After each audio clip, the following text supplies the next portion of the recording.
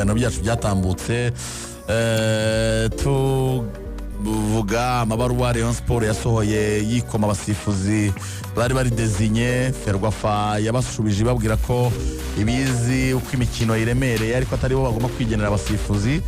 So designation yarakozwe irarangira, birangira abasifuzi Ngabo y'Isonga Patrick, Mugabo Eric ndetse na Ruhumuriza Justin, niba myibuka neza muze kumfasha. Yego nibyo.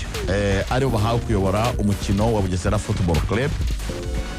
Umukino utangira ku isaha imwe n'umukino wa APR n'ikipe ya Gorilla Football Club. Babanje gutegereza kugira ngo batangire rimwe.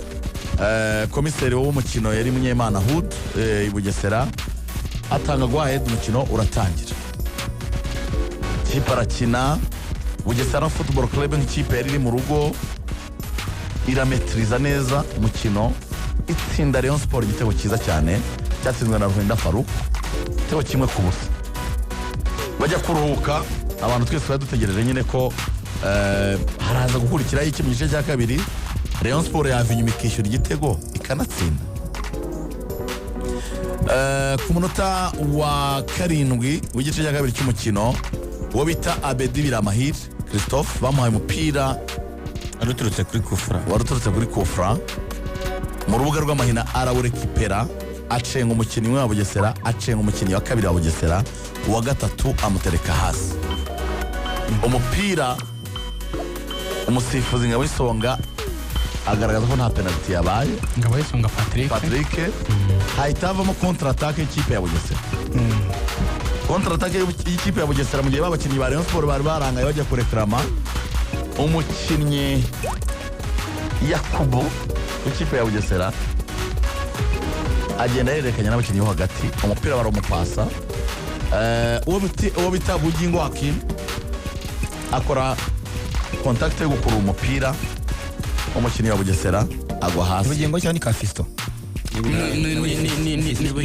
ni Bugingo, ahubwo Fisto yaraje gukora kuverti namukoza mu Bugingo aryama hasi. Umusifuzi Ngabo y'Isonga Patrick atanga penalty ku ikipe ya Bugesera Football Club.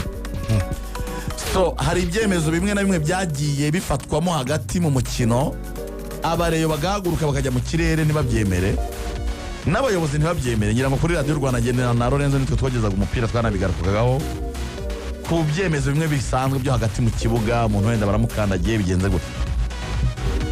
So amaze kwemeza penalty, abakinnyi ba Rayon Sport bari agité, barakaye bikomeye cyane bitewe nuko batekerezaga ko ahubwo aribo bagakwiriye guhabwa penalty. Batangiye gushondana n'umusifuzi. Igitangaje ahubwo gihe cyantangaje n'uburyo umusifuzi nta muntu yahaye ikarita. Byarantunguye, ariko nabo bamusunitse, baramusunikaga mu gatuza. Ayisu byanyo rwose uburyo yamwatakaga ubona kumukubita sunitse bikomeye cyane. Umusifuzi nta muntu yahaye ikarita, akomeza kuguma ku cyemezo cy'abereka ati ni penalty. Yusu Diagne ararakara cyane ku buryo bukomeye, arasimbuka aragenda afata noneho Patient umuzamu, aramukurura amusohora mu izamu, aramubwira ati wikwemera ko bagutera penalty, vamo bayitsinda utarimo. Aramusohora mukura mu izamu ku ngufu, aramuterura. Patient kandi nawe ni umusore, baragundagurana umupira yenda kumukura. Patient bati bireke nta kibazo, nayikuramo. Biranga, abakinnyi bande baragenda bajya hejuru ya Yusu Diagne bamumwamururaho, Patient yagaruka mu izamu, Yusu Diagne asigara ku murongo arira. Bakeve baramubwira ati hangane. Ngo ni nako Serumogo nawe izamu yari hagazemo, Serumogo yanze izamu hagati yanze kurivamo, baramubwira ati vamo Serumogo. Baremera, abakinnyi baravuga ati mutere penalty, kuko urumva babanje kubabazwa n'uburyo bo babonaga bagahawe penalty ntibayihawe, bari batari bagiye kurekarama. Noneho muri contre attaque ibaye adversaire ahawe penalty, urumva umutwe wabo uburyo bameze barakaye cyane. Yusu Diagne bamaze kumumwamururaho, Serumogo wari wahagaze mu izamu yanze kurivamo, avuga ati mwidutera penalty. Baramubwira ati vayo reka batere. Umar Aba ahabwa penalty, arayitsinda, bibi bitego bibiri by'ikipe ya Bugesera. Ngo twashyize ku minota 57 bibiri ku busa. Penalty y'uriya musore yanatumye agira ibitego 14 ubu ni tukara wa shampiyona y'u Rwanda, yahise aca kuri For Nganye banganyaga 13. Ubwo icyakurikiyeho ni ikirero, abafana ba Rayon Sport bari ku ruhande rudatwikiriye i Bugesera kuri fence y'ikibuga batangiye gutera ibinonko byari biri aho n'uducupa tw'amazi n'ibindi babitera mu kibuga, babiteraho umusifuzi Ruhumuriza Justin yagombaga kuba yasifurira. Umusifuzi yagize ubwoba bwo kujya muri ibyo bintu yabonaga batera mu kibuga, ahitamo kuvamo, ariko abafana bandi bari muri stade bose ba Rayon Sport bavuga bati nimuvemo, nimutahe. Na perezida wa Rayon yagiye kubaho nyuma inzego z'umutekano ziragereza kwa Karuma, Ayabonga Lebitsa, Muhire Keve bajya gusaba imbabazi abafana bavuga ati mureke gutera amabuye, mureke umukino ukomeze. Abafana barabananira baravuga ati oya. Biza kurangira inzego z'umutekano zije kureba Perezida Tade, baramuga ati ngwino.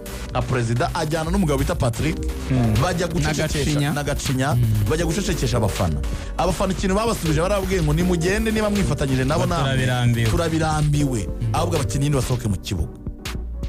So match abareyo bari agite, abantu batekereza ko Rayon Sport igiye gufata umwanzuro iwumenya mbere, menya ko Munyemana aho udafashe umwanzuro wo guhagarika umukino.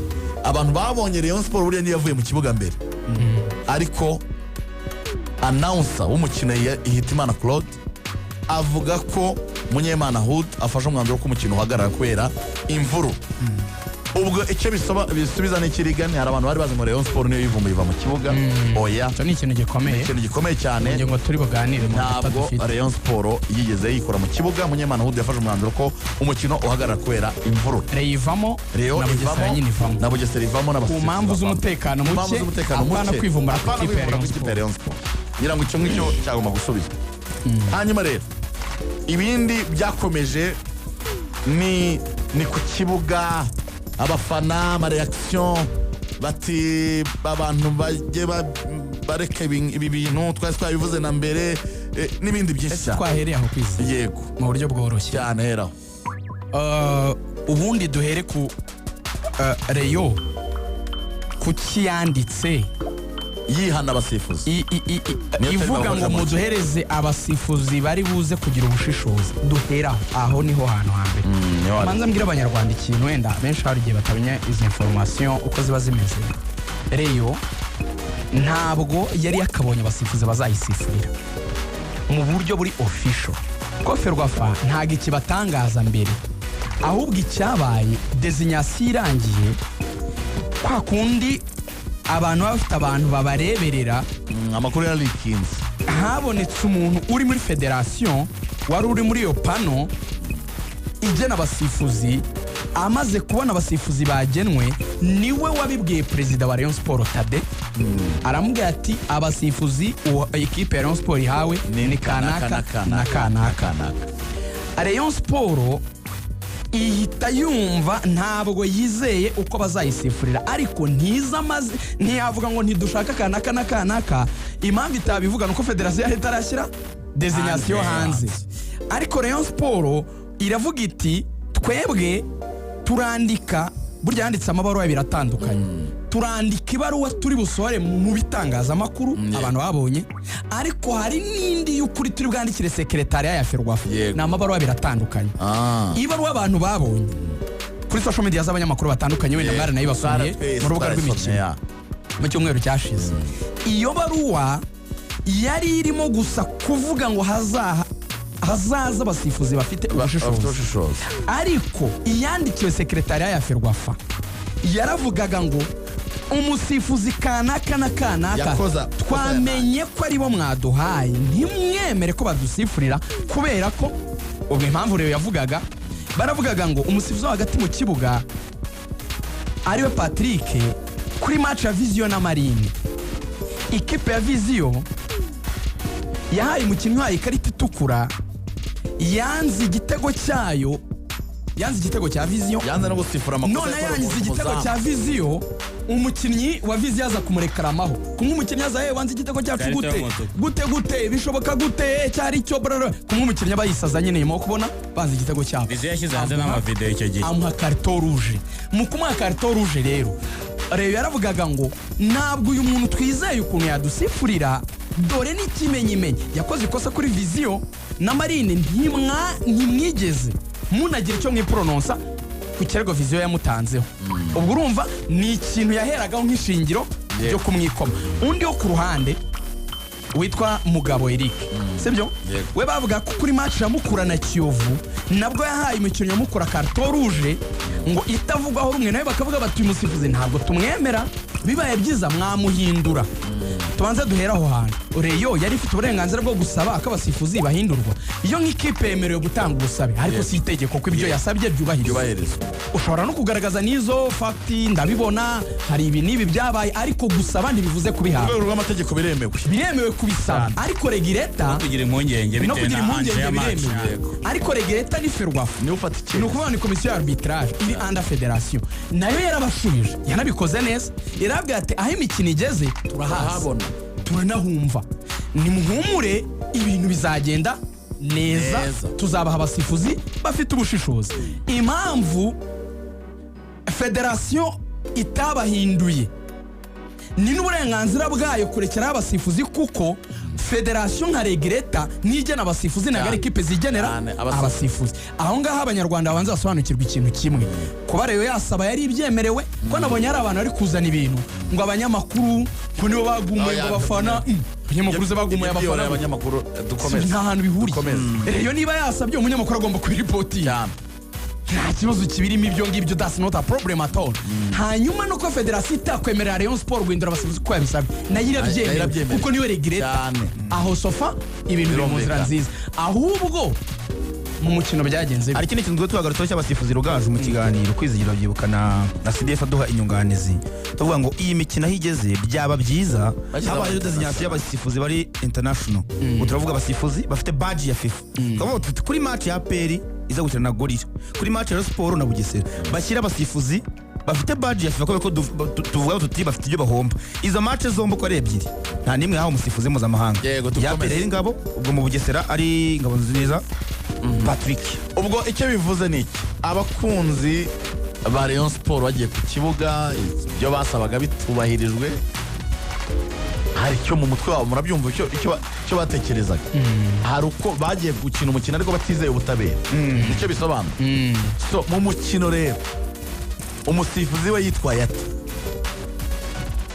kuri Gahigi na Bugesera bati 90%, yaba ari amanota yasigaye. Muri bayumva mutwerere dutoye umuntu yakora nk'umuntu, ni nko kuvuga ngo judgment yari fair, gusa nyine nk'umusifuzi ntiyabura akantu yisobyaho gato.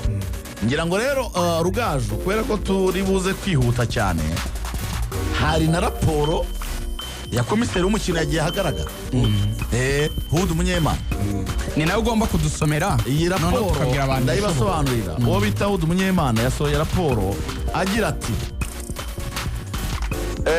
raporo y'uko umukino wagenze mu Bugesera mu mboni za komiseri w'umukino Hud Munyemana.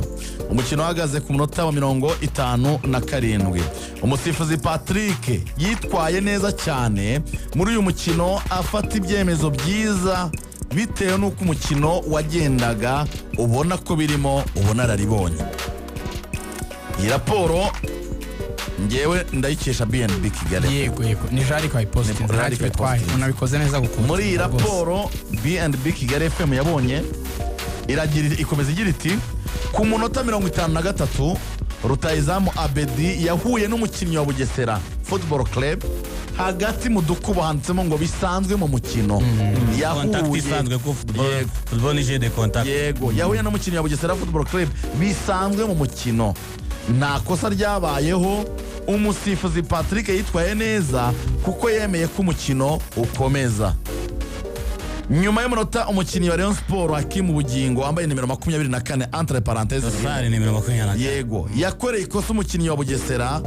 Umusifuzi Patrick yitwara neza atanga penalty entre parenthèses.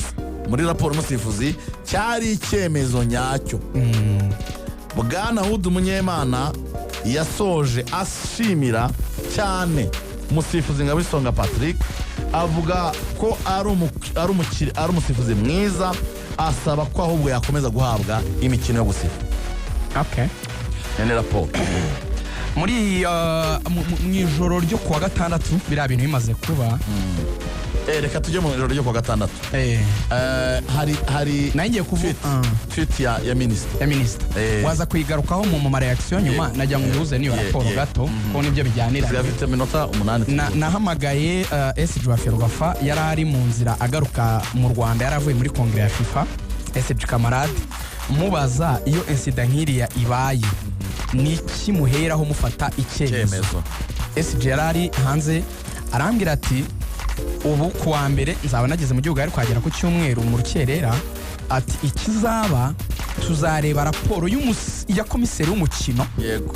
Ati igira ijambo rinini cyane ku byabereye mu kibuga.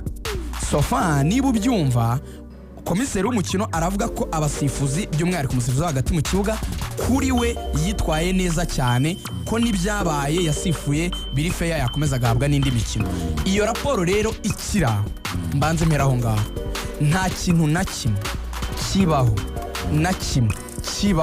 mu mategeko y'umupira w'amaguru gikuraho ibyemezo bya komiseri w'umukino mu bintu byabereye mu mbago z'ikibuga.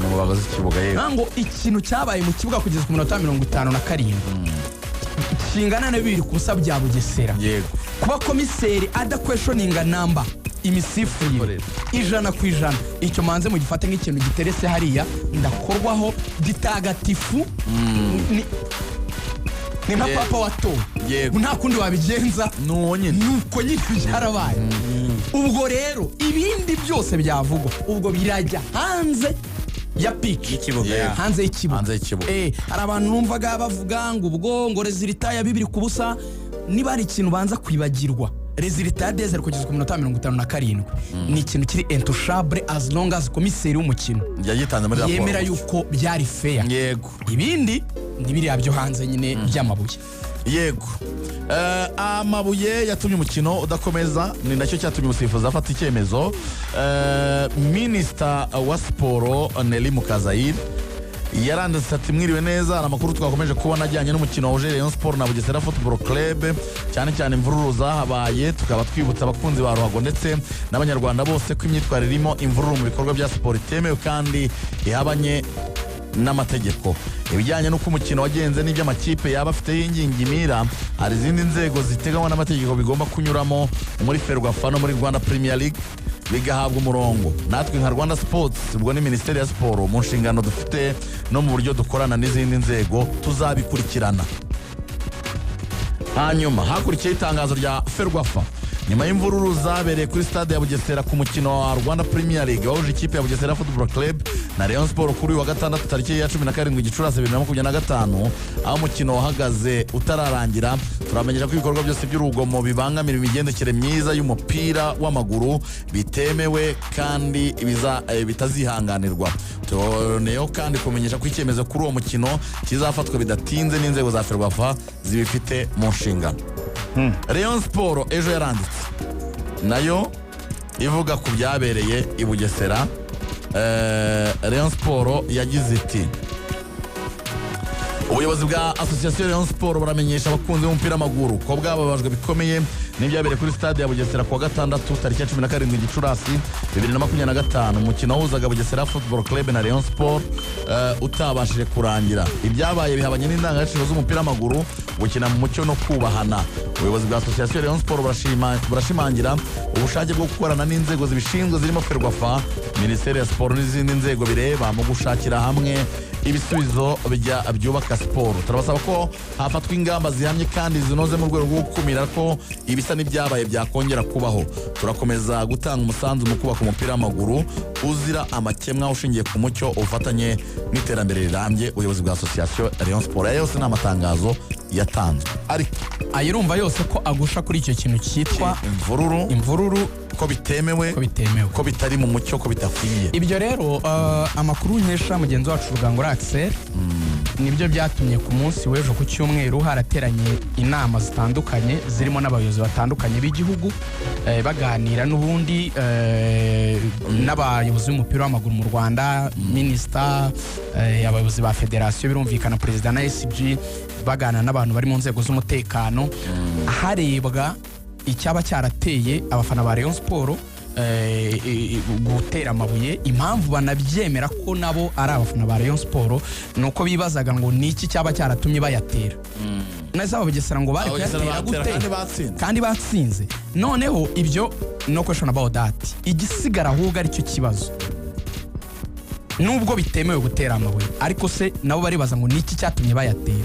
Akazamo ibice bibiri rero mu buryo bw'amategeko. Mu kanya saa 5 icyo twabwira abanyarwanda, komisiyo ishinzwe amarushanwa ihagarariwe na Nsinzi igiye guterana, iraba iri kumwe na SDRF Rwafa, nibo bari buze kwanzura bagatanga itangazo ry'ikivuye mu byemezo bafashe nyine hari hisunzwe amategeko, harebwe amategeko kuri incident Rayon Sport ndetse n'ikipe ya Bugesera. Mu bintu bitekerezwa rero bishoboka, ikintu cya mbere Muvunyi niwe wansekeje turi kumwe nanga batwara amanje tuti president ibi bintu bibaye biraza gufatwa gute? Ngo mwabana mwe ngo ibintu birasaba dialogue. Dialogue no kuganira. Ngo birasaba ibiganiro. So hari ibintu bitatu bishoboka. Icyambere hari ukuvuga ngo ubundi ku cy'abafana bateye amabuye bayasanze he? Bayasanze mu kibuga kuri stade. Ese abafana bemerewe kwicara ahantu bashobora kubona amabuye? Ko binjira basatswe nta mabuye bafite, bemerewe kwicara ahantu hari amabuye cyangwa ibindi bintu byose byakomeretsa?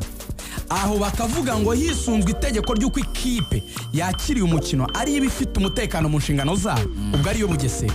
Icyo gihe Bugesera ngo yaterwa amaga ku mpamvu z'uko yicaje abafana ahantu batagombaga kwicara. Hari ahantu iyo ni scenario ya mbere. Bahise nsoze iminota itaranshirana bikaza kuvuga yuko naje kuvuga ko uko bigenda. Bahise nsoze. Icya kabiri, mu gihe byagaragara ko ari abafana ba Rayon Sport bateye amabuye, icyo gihe byafatwa nk'aho abafana ba Rayon Sport rero bateje akaduruvayo, ikaba yahanishwa kuba bizakina n'abafana bari ku kibuga muri match runaka wenda bagena mu bihano. Hari possibility abantu bavugaga ngo match yasubirwamo nta bafana bari gatangira A0. Icyo sinkizi. Hari abavugaga ngo yasubira ku minota 57 bagakina iminota yari isigaye nta bafana. Icyo nacyo ni ikindi gishoboka. C'est fort possible. Birashoboka nacyo wenda benshi bavuga gishoboka. Gishoboka cyane. Hari n'ikindi kiri kuvugwa cyuko na Rayon Sport ngo yaterwa mpaga. Icyo nacyo ni ikindi kiri kuvugwa. Ibyo byose ntacyo nemeje, nta nicyo makana kuko Ibera agomba kugira icyo avuga. Zari scenario zo bisobanure njye mbahaye possible scenario zibiza kuva mu mwanzuro uri bufatwe saa. Ibindi reka tutegereze saa. Ni segonda rimwe. Gufata ibuye kwalitera mu kibuga sibyo. Sibyo rwose tujya n'inama ku bafana. Umusifuzi yabiba yagira ati ariko umuntu yakaranzwe ni no kwirinda imvururu. Muri Gorilla ibindi byose kabiharira